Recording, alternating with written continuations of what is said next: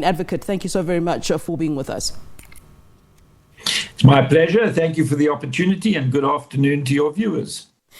Two questions here. It's a scathing view of the Deputy Chief Justice by Arthur Fraser.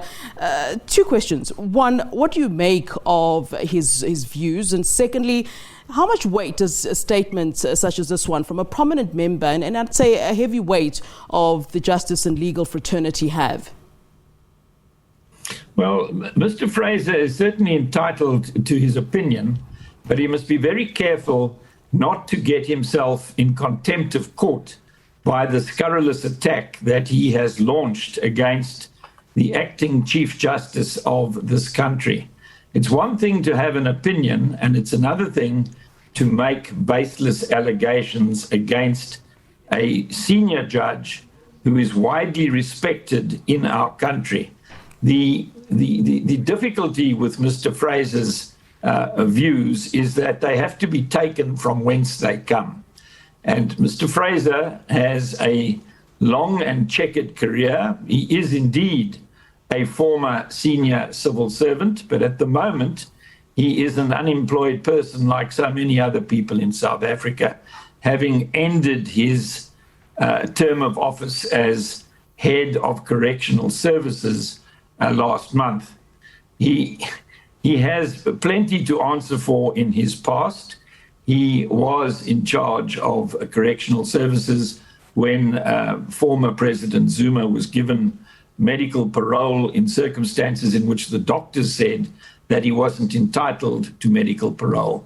He was also in charge of the Secret Service at a time when vast quantities of public money appear to have been frittered away. But isn't that the point, Advocate Hoffman? Expenditure. Isn't that the point then, Hoffman? Isn't that the point? The point that Arthur Fraser was making was that I was implicated in state capture, the very same state capture that Justice Zondo was chairing, and I was never given an opportunity to even take to the stand and speak about what had actually happened according to my view. And this is why he is airing out his opinion on the fact that he believes that the Deputy Chief Justice is not fit and proper. Surely, as you've said, people are entitled to their opinion. What's wrong with him making an objection based on his own experience? He's certainly put his statement out, but also justified why he has said what he's saying. Yes, I do not believe that Paul Pretorius would have given him anything other than a fair opportunity to put up his side of the story, had he wished to put up his side of the story.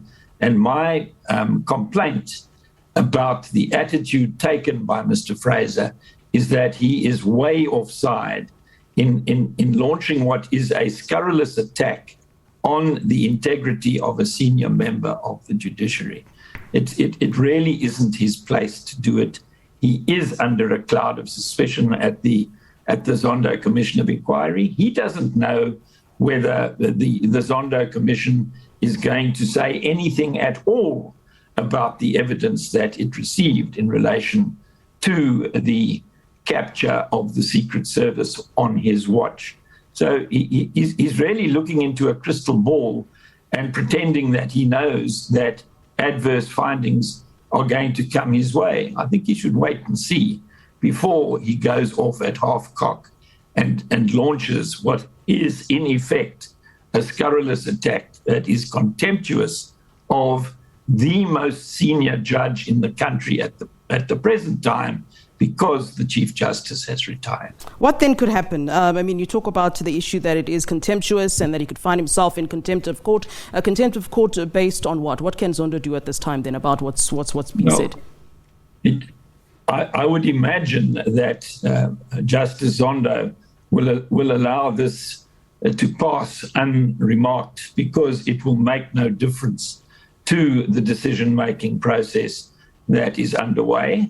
But Mr. Fraser has to be aware of the fact that you cannot rubbish judges who are, by law, required to act impartially and independently in their work. And that is why judges get appointed to commissions of inquiry, because they can be relied upon to behave with independence and with impartiality in the work that they do, with integrity, in order to promote the common weal and to keep the rule of law in place. I mean, that isn't what Mr. Fraser's track record speaks to. There were always questions. There were questions around judges during the time of Jacob Zuma when he was at the helm, and people didn't see it as being problematic. But now it does seem that it is problematic. Why would it make a difference in terms of what his views are when it comes to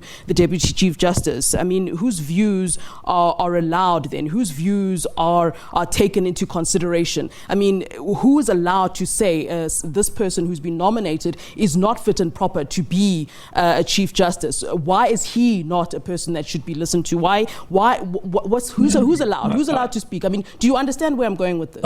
Everybody is allowed to speak. This is a free country, and freedom of expression is guaranteed.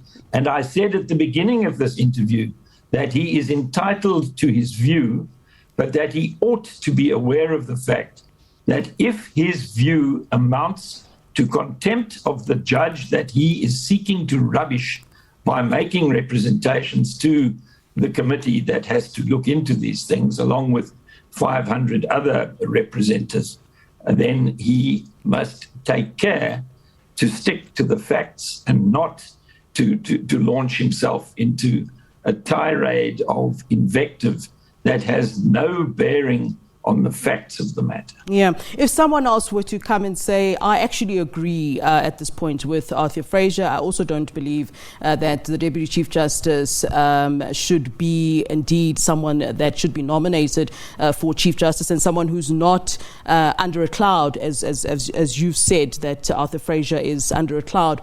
What then happens? Will that then be taken into consideration? Because it seems that you're saying that this won't even be taken into consideration, which is quite important as to why it wouldn't be. I think that in the case of Mr. Fraser, the persons adjudicating upon his representations will take it from whence it comes. And certainly Mr. Fraser has a very checkered career behind him. It's a mystery to me that he was ever given an appointment of any kind in the Ramaphosa administration, having served the Zuma administration as the head of the Secret Service. At a time when, going all the way back to Jacques Pauw's book, we know that irregularity was the name of the game. Corruption is alleged to be rife in the Secret Service. People resigned. People left the Secret Service because of. Are you relying on a book as fact and evidence? Are you relying on that book that you mentioned as fact and evidence? I'm relying on the fact that people like Mo Sheikh left the Secret Service rather than continue in the circumstances in which they find themselves when he was in charge. And that is an objective fact. It's not something written in a book. All right. Thank you very much for your time. Advocate Paul Hoffman, constitutional law expert there, speaking to us and weighing in on the issue of Arthur Fraser's objection to Deputy Chief Justice Raymond Zondo's nomination for Chief Justice.